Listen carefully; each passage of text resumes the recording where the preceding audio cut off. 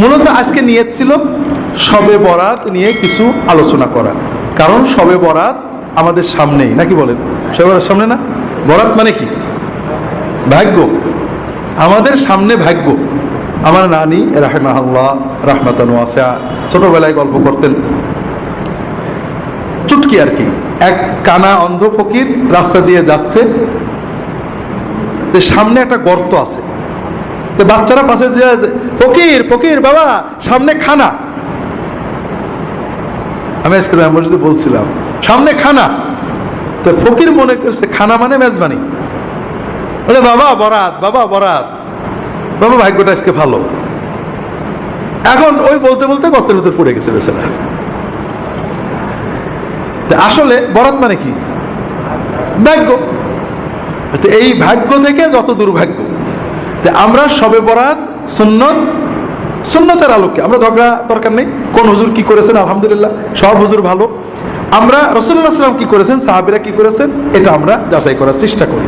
আপনাদেরকে গত বছরও হয়তো বলছি, মনে নেই, যেহেতু বছরগুলো প্রসঙ্গ আসে আমরা সংক্ষেপে হলেও জানতে হবে। আর আমার একটা বই আছে কোরআন সুন্নাহর আলোকে শবে বরাত, তাহলে আপনারা নিয়ে যাবেন, যেহেতু শবে বরাত সামনে, বইটা নিয়ে যেতে পারেন। এর ভিতরে হাদিস, কোরআন, তাফসীর, ফুকাহাদের মতামত সবই আছে। মুখতাসার হলো, প্রথমত আমরা এখানে সুন্নাত শিখতে আসছি, ঠিক না? সুন্নাত নবীজির সবকিছু। নবীজি যেভাবে বসতেন সেভাবে বসা কি, যেভাবে হাঁটতেন সেভাবে হাঁটা কি, যে শব্দ ব্যবহার করতেন সেটা ব্যবহার করাও সুন্নত। শবে বরাত শব্দ নবীজি ব্যবহার করেননি, সাহাবীরা করেননি, তাবেঈনরা করেননি। এটা প্রায় 500 বছর পরে তৈরি হয়েছে। আমরা আজকে কেন্দ্রীয় মসজিদে আলোচনা করছি। রাসূলুল্লাহ সাল্লাল্লাহু আলাইহি ওয়াসাল্লাম যে পরিভাষা ব্যবহার করেছেন সেটা কি? লাইলাতুন নিসফে মিন শাবান, মধ্য শাবানের রাত। আমরা চেষ্টা করব এই সুন্নতটাকে জিন্দা করার। শবে বরাত নাজায়েজ না, শবে বরাত বলা নাজায়েজ না, কিন্তু নিসফে শাবানের রাত বলা, মধ্য শাবানের রাত বলাটা সুন্নত। আমি বললাম কোরআন হাদিসে শবে বরাত বলে কিছু নেই, কারণ শবে বরাত শব্দ নেই। হয়তো আমি একটু পরেই বলবো যে শবে বরাতের রাত্রে আপনারা এই আমল করতে পারেন, আমি আবার শবে বরাত বললাম, তাহলে বোঝা গেল আমার কন্ট্রাডিকশন। একবার বলছি কোরআন হাদিসে নেই, আবার বলছি শবে বরাতে আমল করবেন। আসলে আমরা বলতে যাচ্ছি শবে বরাত পরিভাষাটা ব্যবহার করা কোরআন হাদিসের দিন না, এটা বললে সওয়াব হবে, এটা কোনো দিন না। তবে সমাজে প্রচলন হয়ে গেছে, আমরা অনেক সময় নামাজ বলি, অনেক সময় সালাত বলি, আমরা অনেক সময় রোজা বলি, অনেক সময় সিয়াম বলি। সিয়াম, সালাত এগুলো ইসলামী পরিভাষা। রোজা, নামাজ এগুলো সিয়াম বা সালাতের তর্জমা না, এগুলো আরেকটা পরিভাষা, ফার্সি পরিভাষা, যেটা আমাদের সমাজে আছে। তারপরেও এটার অর্থ আমরা বুঝি সালাত, এটা বলাতে কোনো দোষ নেই। নামাজ বললে, রোজা বললে কোনো দোষ হবে না, কারণ আমরা সবাই বুঝি নামাজ বলতে মুসলমানদের এই সালাত সিস্টেম বোঝানো হচ্ছে। আবার অনেক বিষয় আছে যেটা আরো দূরে, যেমন আমরা অনেক ঝগড়া করি, আমার বিরুদ্ধে সবার অভিযোগ, আমি মাঝে মাঝে বলি কোরআন হাদিসে পীর বলে কিছু নেই। আবার আরেক জায়গায় বলছি অমুক পীর সাহেব, আমাদের পীর সাহেব এটা বলেছেন। এই দেখো আব্দুল্লাহ জাহান খালি কন্ট্রাডিক্টরি কথা বলে, একবার বলছে কোরআন হাদিসে পীর বলে কিছু নেই, আর বলছে আমাদের পীর সাহেব এটা বলেছে। বিষয়টা ওরকম না। আপনি কথাটা শেষ পর্যন্ত শুনলে কি আছে বুঝবেন। আমি বলবো কোরআন হাদিসে নামাজ নেই, কিন্তু সালাত তো আছে। রোজা নেই, কিন্তু সিয়াম আছে। এখানে আরেকটু দূরত্ব আছে। এখানে পীর কথাটা ফার্সি, এটা আরবি হলো শাইখ। কোরআন হাদিসে পীরও নেই, শাইখও নেই, অর্থাৎ ফার্সিটাও নেই, আরবিটাও নেই। নামাজের ফার্সি নেই, আরবিটা আছে। রোজার ফার্সি নেই, আরবিটা আছে। কিন্তু পীরের ফার্সিও নেই, আরবিও নেই, কিন্তু আছে। এটার একটা মূল সুন্নত কনসেপশন আছে, সেটা হলো সোহবত, সাহেব, সাথী, সাহচর্য। নেককারদের সাহচর্য কোরআন সুন্নাহ নির্দেশিত একটা ভালো আমল। আপনি মসজিদে নামাজ পড়েন, নেককারদের সাথে মেশেন, এটাও সহবত। ইমাম সাহেবের সাথে মহব্বত রাখেন, আলেমদের, এটাও সহবত। আবার নেককার ভালো, যারা সত্যি নেককার, আল্লাহর ভয় আছে, আল্লাহ বলেছেন কুনু মা সাদিকিন, যাদের ইমানের সত্য, লা ইলাহা বলাই সত্য, শিরিক করে না, মুহাম্মদ রাসূলুল্লাহ বলাই সত্য, বিদআত করে না। আমানতু বিল্লাহি বলাই সত্য, সুন্নত মতো আমল করে, তাকওয়াই সত্য, বউয়ের সাথে কথা বলাই সত্য। সমাজে মানে যাদের ভিতরে সত্য প্রতিভাত, যাদের কথা আল্লাহ কোরআনে সূরা বাকারায় বলেছেন, সাদেকিন কারা, ইমানের সত্য, জিহাদের সত্য, তাকওয়াই সত্য, সালাত কায়েম করে, অর্থ ব্যয় করে, যাকাত দেয়, সবর করে, এই কোয়ালিটিগুলো যাদের ভিতরে আছে, এই ধরনের সাদেকিন মুত্তাকিন মানুষদের সাথে সহবতে যাওয়া, বসা, সময় দেওয়া, এটা আমাদের জন্য খুবই উপকারী। এটাই পরিবর্তন করে পীর মুরিদি সিস্টেম হয়েছিল। এখান থেকে অনেক শিরিক কুফর বেদাত ঢুকেছে। আবার এটার মাধ্যমে দিন প্রসার হয়েছে। একসময় তাতার যুগের পরে মানুষেরা এই জাতীয় সহবতের মাধ্যমেই দিন শিখত। এটার ভালো মন্দ আছে,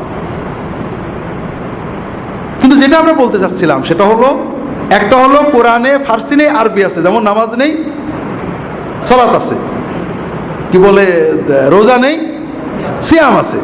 আর কিছু জিনিস আছে আরবিও নেই, ফার্সিও নেই, কিন্তু মাফহুমটা আছে। যেমন পীরও নেই, শাইখও নেই, কিন্তু সাহেব আছে। ঠিক শবে বরাতও নেই, লাইলাতুল বারাতও নেই। শবে বরাত কি? ফার্সি। আরবি কি? লাইলাতুল বারাত। কোরআনে হাদিসে সাহাবীদের কথাই শবে বরাত নেই, মানে ফার্সি নেই, লাইলাতুল বারাতও নেই। কি আছে? লাইলাতুল নিসফু মিন শাবান আছে। কাজেই আমরা শবে বরাত বা লাইলাতুল বারাত না বলে যদি নিসফে শাবান, মধ্য শাবানের রাত বলি, ভালো হয় না খারাপ হয়? এখানে একটু ইমানটা নাড়াচাড়া করে দেখেন, আপনি নিজেই বুঝতে পারবেন ইমানের হালতটা কি।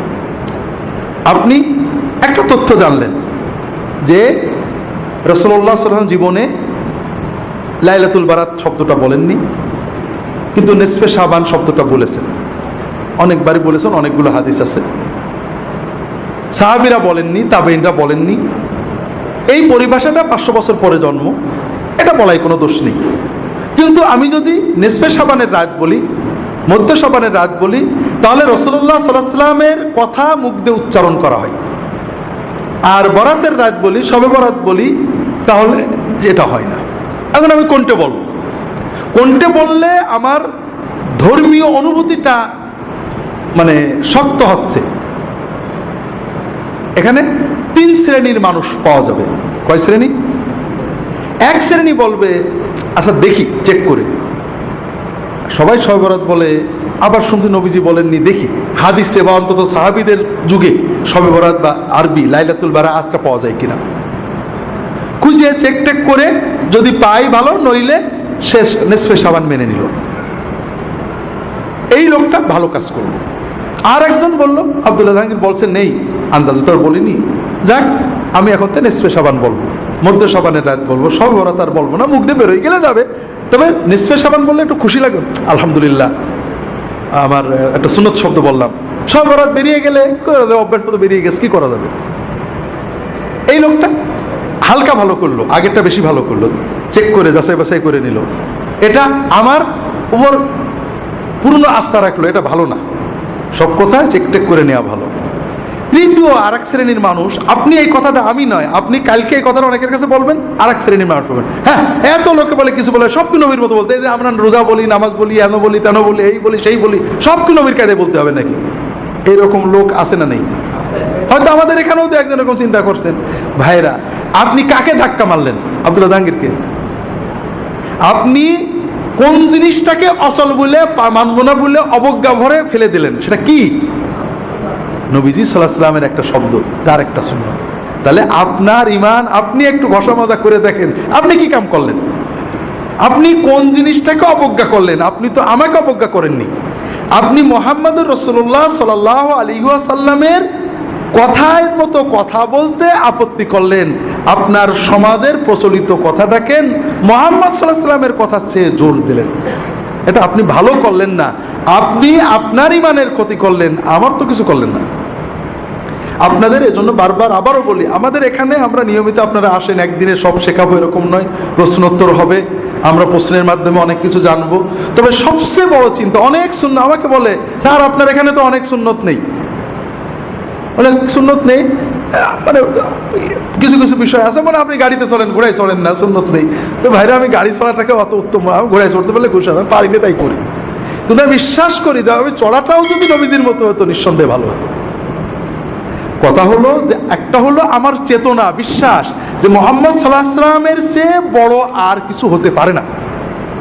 আমি পারি না, আপনাদের বলছি, আমি 1981 সালে সৌদি আরবে গেছি।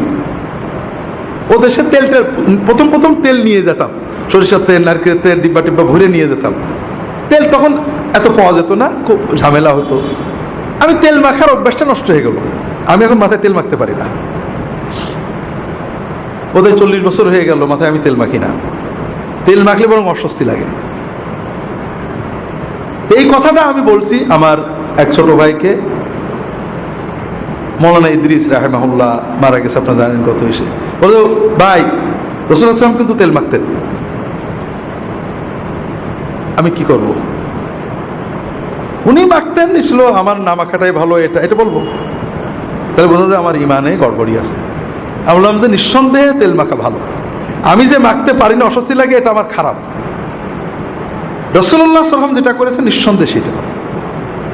দুনিয়ার কাজে, জাগতিক কাজে, প্রতিটি ব্যাপারে রাসূলুল্লাহ সাল্লাল্লাহু আলাইহি ওয়াসাল্লামের সুন্নত, কোনটা নফল সুন্নত, কোনটা আদাতি সুন্নত, কোনটা মুস্তাহাব সুন্নত, কোনটা ওয়াজিব সুন্নত, বিভিন্ন রকম হতে পারে, কিন্তু তার চেয়ে ভালো আর কিছু হতে পারে না।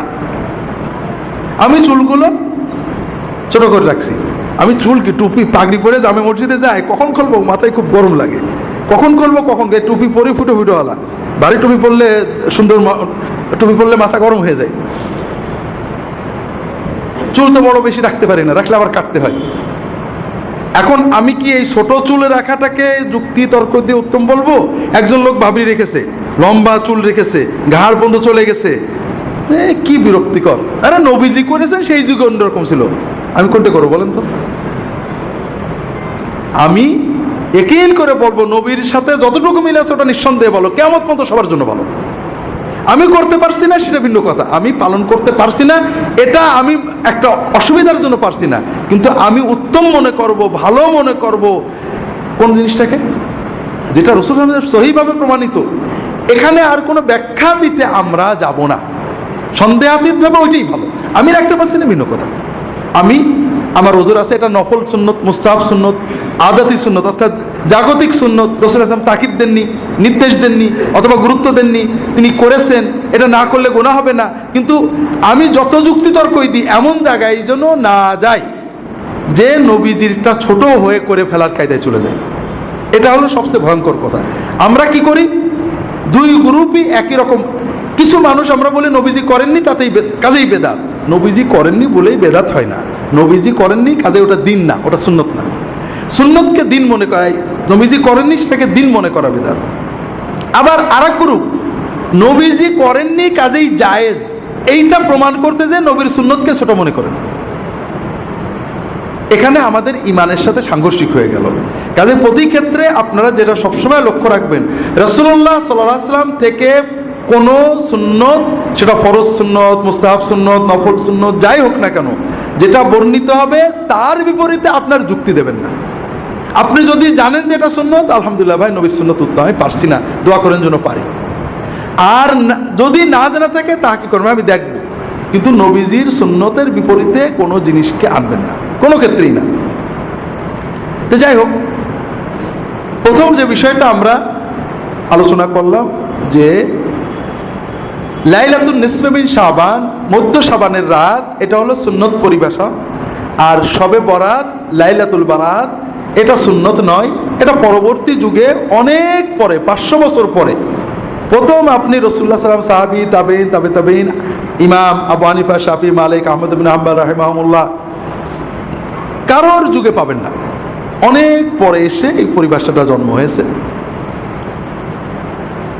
দ্বিতীয় পর্যায়ে যাই, সুন্নতের ভিতরে নিরাপত্তা।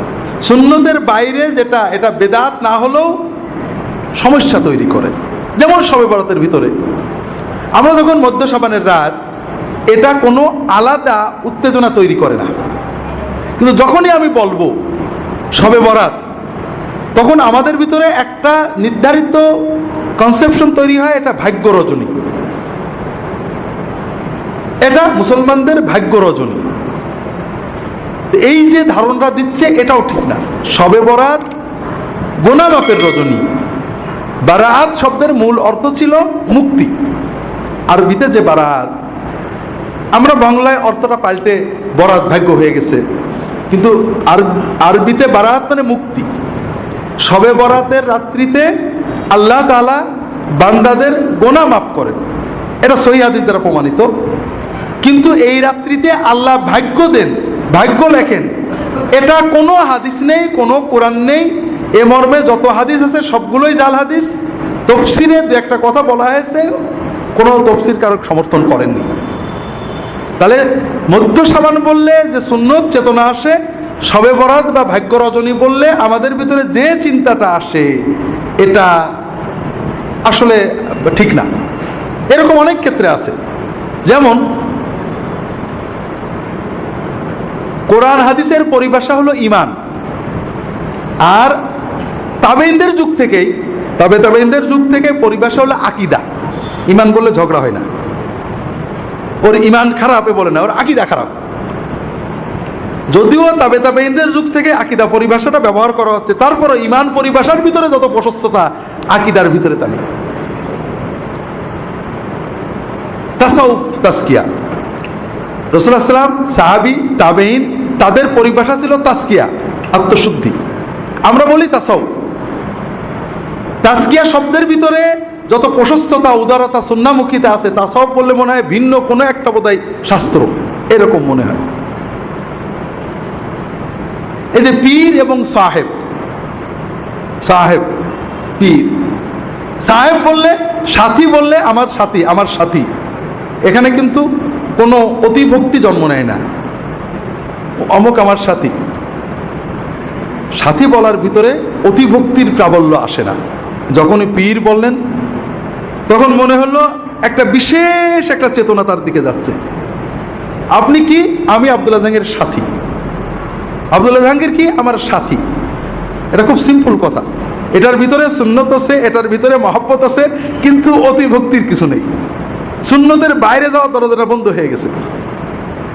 আমরা কোনো পরিভাষাকে নাজেজ বলছি না, সুন্নতটা যে ভালো এটা প্রমাণ করার চেষ্টা করছি, রাগ করেন না আপনারা, কেন আমি এটা বিশ্বাস করি যে সুন্নত ভালো।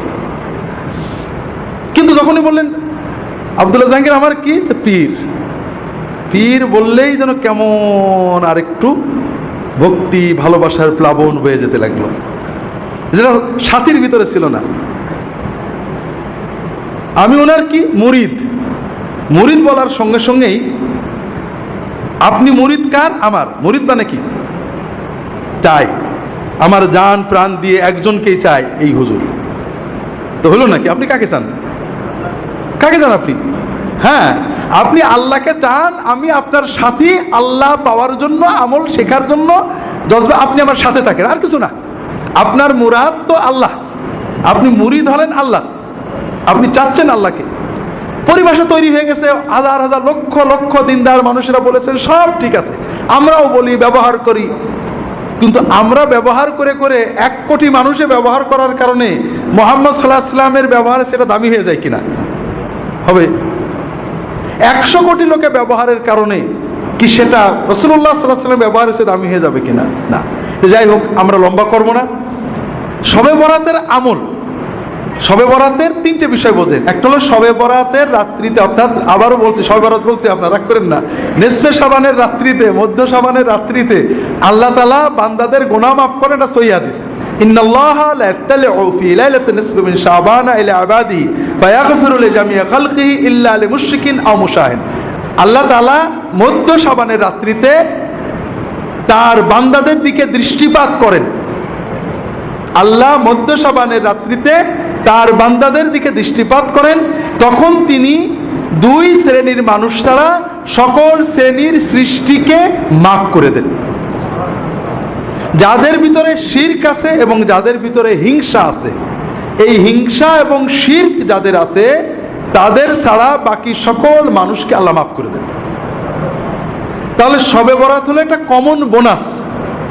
আপনি যদি এই রাত্রিতে ঘুমিয়ে থাকেন, জেগে থাকেন, কিন্তু আপনার অন্তরে শিরক নেই, আপনার অন্তরে হিংসা বিদ্বেষ নেই, ইনশাআল্লাহ নসিবে এই আল্লাহর বোনাসটা এসে যাবে, আপনার অ্যাকাউন্টে আপনার বোনাস জমা হয়ে যাবে। কথাই বুঝতে পেরেছেন? এখন দ্বিতীয় বিষয় হলো আমরা কি করব, আমরা আমল করব কিনা। আমল না করলে ঘুমিয়ে থাকলেও আপনি বোনাস পাবেন। এ ব্যাপারে সহি হাদিস পাওয়া যায় না, কিছু জয়ীফ হাদিস আছে। দুটো আমল পাওয়া যায় জয়ীফ হাদিস দ্বারা, বা তিনটে আমল পাওয়া যায়। একটা হলো কবর জিয়ারত, আর একটা হলো দোয়া, আর একটা হলো সালাত। এই বিষয়ে যতগুলো হাদিস আছে সবই জয়ীফ। তবে যেহেতু এই রাত্রের ফজিলত সহি, এই রাত্রে কেউ যদি অন্যান্য রাতেও তাহাজ্জুদ পড়ে, এই রাত্রে একটু কিছু বেশি পড়েছে, অন্যান্য রাত্রেও দোয়া করে, এই রাত্রে বেশি করেছে, এটা অনেক আলেমই মুস্তাহাব, জায়েজ, বৈধ, সুন্নতের ভিতরে থাকবে বলে মত প্রকাশ করেছেন। আমরাও মনে করি যদি কেউ ব্যক্তিগতভাবে এই রাত্রিতে দোয়া করেন, এই রাত্রিতে আল্লাহর কাছে দোয়া করেন বা সাধারণ তাহাজ্জুদ পড়েন, কিয়ামুল লাইল করেন, এটা নাজায়েজ হবে না, ইনশাআল্লাহ বিদআত হবে না। তিনটে কারণে। একটা হলো সুন্নত দ্বারা ফজিলত প্রমাণিত। এখানে জয়ীফ হাদিস দিয়ে কেউ আমল করলে এটা সরাসরি বেদাত বলা ঠিক না। তাবেঈদের যুগ থেকে কোন কোন তাবেঈ এই রাত্রে ইবাদত করেছেন। তবে এই রাত্রিতে ইবাদত মসজিদে যেয়ে করা, সমবেত করা, এটা সকল ইমাম হানাফি, শাফিঈ, মালিকি, হাম্বলি সবাই বেদাত বলেছেন, মাকরুহ বলেছেন। এটা নিয়ে কোনো মতভেদ নেই। এই রাত্রি ইবাদতের জন্য মসজিদে যাওয়া, দলবদ্ধ হওয়া, সুন্নত ইবাদতও দলবদ্ধ হয়ে করা, এটা বেদাত বলা হয়েছে এবং মাকরুহ বলা হয়েছে। হানাফি ফিকহের সব কিতাবই পাবেন। তৃতীয় হলো এই রাত্রিতে ভাগ্য লেখা হয়, এই মর্মে যত কথা আছে সবই জাল কথা। চতুর্থ হলো এই রাতের পরের দিনে রোজা রাখা, আমাদের সমাজে প্রচলন আছে। এই লাইলাতুন নিসফে মিন শাবানের পরের দিনে রোজা রাখার ব্যাপারে দুটো হাদিস আছে, দুটোই জাল পর্যায়ে। তবে শবে বরাতে রাসূলুল্লাহ বেশি রোজা রাখতেন, 1 তারিখ থেকে 15 তারিখ পর্যন্ত রোজা রাখতেন। আর 13, 14, 15 রোজা রাখা তো নিয়মিত এই সুন্নত। কাজেই যারা রোজা রাখতে চান 13, 14, 15 রাখবেন, সব মাসেই রাখার চেষ্টা করবেন। শাবানে যেহেতু রাসূলুল্লাহ বেশি রাখতেন, আপনারা রাখতে পারেন। মধ্য শাবানের রাত বা শবে বরাত বিষয়ে শেষ কথাটা বাদ রয়ে গিয়েছিল। সেটা হলো আমরা বুঝলাম রাতটার সুন্নত নাম হলো মধ্য শাবানের রাত, আর এই রাত্রি হলো আল্লাহ তাআলা বান্দাদের মাফ করেন। এই রাত্রিতে নেক আমল করার ব্যাপারে কোনো সহিহ হাদিস পাওয়া যায় না। আল্লাহর মাগফিরাতের সহিহ হাদিস আছে, তবে দোয়া করা, সালাত আদায় করা, কবর জিয়ারত করা, এ সকল বিষয়ে জয়ীফ হাদিস আছে। কেউ যদি এগুলো ব্যক্তিগত আমল করেন, এটা সুন্নাহ বিরোধী নয়। তবে এই রাত্রিতে রুটি খাওয়া, উৎসব করা, বাতি জ্বালানো, এরপরে মসজিদে সমবেত হয়ে ইবাদত বন্দেগী করা, এগুলো বিদআত। এবং প্রায় ফিকহের সকল কিতাবে, হানাফি মাযহাব, শাফিঈ মাযহাব, বিভিন্ন কিতাবে বারবারই এই ধরনের কাজগুলোকে বিদআত বা মাকরুহ লেখা হয়েছে, মাকরুহ তাহরিমি লেখা হয়েছে। এখানে একটা বিষয় খুবই জরুরি, সেটা হলো আমরা রাসূলুল্লাহ সাল্লাল্লাহু আলাইহি ওয়াসাল্লাম এবং সাহাবীদের জীবনে শবে বরাতের, সাহাবীদের আবু বকর, ওমর, ওসমান, আলী রাদিয়াল্লাহু তাআলা আনহুম আজমাইন, খোলাফায়ে রাশিদিনের যুগে দেখেন শবে বরাতের কোনো হাদিস পাবেন না। পুরো ইসলামের ইতিহাসে ইবনে কাসির, তবারি, মানে রাসূলুল্লাহ সাল্লামের হিজরত থেকে সাহাবী তাবেঈনরা মসজিদে সমবেত হয়েছেন, অথবা আবু বকর, ওমর, ওসমান তারা এই রাত পালন করেছেন, এরকম কিছু পাওয়া যায় না। এর একটা বড় কারণ হলো ইসলাম আমাদেরকে জীবন ঘনিষ্ঠ ধর্ম দেয়, বতুরে না। আমরা শবে বরাতে কি জন্য গুরুত্ব দিই? এই রাত্রিতে আল্লাহ দোয়া কবুল করে, এটাই তো মূল, নাকি বলেন? এটা মূল না যে আমরা হুজুরা ওয়াজ করেছেন এই রাত্রে সন্ধ্যা থেকে আল্লাহর পক্ষ থেকে ঘোষণা দেওয়া হয় যে দোয়া করবে, কবুল করবে, এরকম আছে না? এই হাদিসটা জয়ীফ। তবে আমরা আশা করি এই রাতে দোয়া কবুল হবে। একাধিক হাদিস রয়েছে, সহিহ মুসলিম এবং অন্যান্য কিতাবে সহিহ হাদিস রয়েছে যে প্রতি রাত্রে রাতের যখন প্রথম 1/3 পার হয়ে যায়, রাতের প্রথম 1/3 পার হয়ে যায়, তার মানে 3 থেকে 4 ঘন্টা রাত হয়ে যায়। বর্তমান সময়ে আমাদের সন্ধ্যায় 7টায় ফজরের আজান হয়, ফজরের নামাজই হয় 5টায়, 4টে ফিরে আজান, 3টে, এই 7টা, 8টা, 9টা, 10টা, 11টা, 12টা, 1টা, 2টো, 3টে, 4টে, 9 ঘন্টার রাত। তাহলে 1/3 মানে 3 ঘন্টা, 8টা, 9টা, 10টা, রাত 3 সাড়ে 3 ঘন্টা, তার মানে 10টা, সাড়ে 10টা। যখন রাত বড় হয় সন্ধ্যাও আগেই। যখন রাতের প্রথম 1/3 পার হয়ে যায়, আল্লাহ তাআলা সুবহানাহু ওয়া তাআলা প্রথম আসমানে নেমে আসেন। আল্লাহ তাআলার পক্ষ থেকে ঘোষণা দেওয়া হয় যে কে আসো দোয়া করবে, আমি তার সকল দোয়া কবুল করব। কে আসো আমার কাছে সাহায্য চাবে, আমি তাকে সাহায্য করব। কে আসো গুনাহ করেছো, গুনার মাপ চাও, আমি তোমার গুনাহ মাফ করে দেব। ওয়াযালিকা কুল্লা লাইলা, প্রতি রাতেই এই দোয়া, এই সুযোগ আল্লাহ দিতে থাকে। তাহলে আমরা যদি প্রতি রাতেই রাত 10টা, সাড়ে 10টা বেজে গেলে ঘুমানোর আগে 2-4 রাকাত নামাজ পড়ে আল্লাহর কাছে মন খুলে দোয়াটা করে শুই, তাহলে কিন্তু আমাদের প্রতি রাতই শবে বরাত হয়ে যায়। কথাটা কেমন বুঝতে পেরেছেন? আর এটা হলো ইসলামের মূল শিক্ষা, যে আপনি প্রতি রাতেই আল্লাহর কাছে কিছু চান, কারণ আপনি সারা বছরের চাওয়া একবারে চাওয়া যায় না ভাই।